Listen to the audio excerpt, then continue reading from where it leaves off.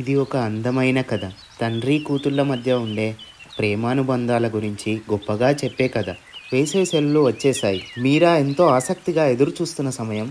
ప్రతి సంవత్సరం లాగా ఈసారి కూడా తన అమ్మమ్మ ఇంటికి వెళ్ళబోతుంది. అక్కడ ఆమెకు ఇష్టమైన బొబ్బట్లు, స్వీట్లు, ఆటలు ఎంతో ఇష్టంగా తినచ్చు. పైగా ఆటలు కూడా ఆడుకోవచ్చు.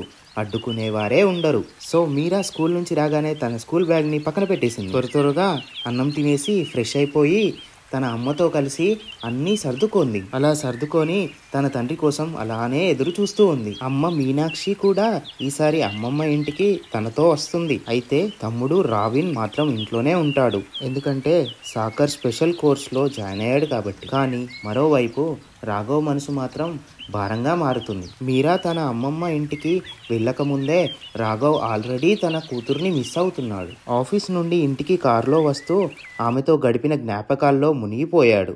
ఆటల పాటలు, చిరునవ్వులు, తండ్రిని కౌగిలించుకున్న తీరు ఇవన్నీ అతని హృదయాన్ని నింపే రోజువారీ ఆనందాలు. కానీ తన కూతురు సంతోషం కోసం రాఘవ్ ఏదైనా చేస్తాడు. ఒకవైపు మీరా కోసం సెలవులు ప్రారంభమైతే మరోవైపు రాఘవ్ కోసం మౌనం మొదలైంది. ఒకే కథ, కానీ రెండు హృదయాల్లో రెండు భావాలు. ఈ కథ మీకు నచ్చినట్లయితే please like, share and subscribe to our channel DD stories. తొందరలోనే పార్ట్ 2 కూడా వస్తుంది.